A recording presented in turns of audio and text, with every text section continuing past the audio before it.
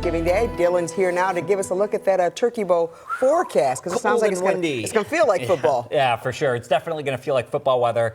Great for the players. If you're sitting on the bleachers, you might want to bundle up. Dress warm. Get ready for that. We're going to be burning off the calories before we feast tomorrow evening.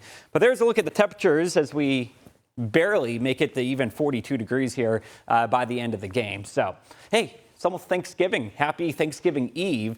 As we look specifically at Baltimore City, the hottest Thanksgiving that we ever had was back in 1941. We made it to 77 degrees. The coldest was 18 degrees. The snowiest was 2 inches way back in 1898. So imagine that. We look outside. This is Westminster right now. Hello up there in Carroll County this evening. It's a nice evening. It's quiet. It was warm out there today. Tomorrow, it's going to feel a lot colder. Why? The wind. Take a look at how strong the winds will be heading into Thursday. Even at 5:30 in the morning, it is going to be gusty out there. Throughout the afternoon, we're looking at gusts between 20 and 30 miles per hour. And it keeps on keeping on as we go into Friday. And in fact, the winds actually accelerate on Friday, with some of you getting an occasional gust up to about 35, maybe even 40 miles per hour. Tonight, mid-30s. Tomorrow, low to mid-40s. So it's cold out there no matter which way you put it. Quickly, I want to point something out, though.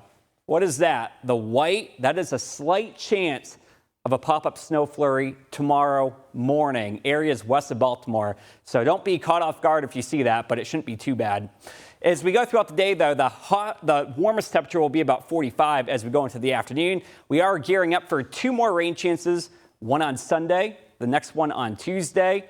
The one on Sunday is going to be completely wet as we have a cold front moving off to the west. This is going to be Sunday at 2 o'clock in the afternoon. Got a few scattered showers. Monday is looking like a great day. Tuesday, there's been a lot of chitter chatter about this wintry mix. At this point, I'm not buying it. We've got too much warm air. Some folks will get a winter storm, not us though. It's going to be more wet than white. There may be a few wet snowflakes, but at this point, I'm not buying the hype. I'm thinking that we're going to keep it all wet as we head into Tuesday. However, keep in mind, things can and things do change. So we'll be the first ones to let you know if anything changes on that front.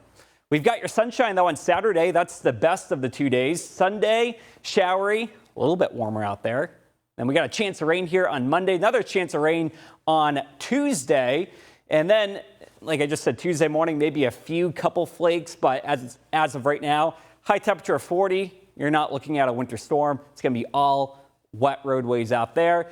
Gets even colder, though, as we head into Wednesday morning with the temperatures only in the 20s. And then as we head into Wednesday afternoon, sunshine, cold. But besides Sunday and Tuesday, we're going to be looking at least 5 of the next 7 days being dry. The temperatures, once they get cold, they stay cold. It is time now to check in with my dear friend, Christy. She's got a look here at your roadways.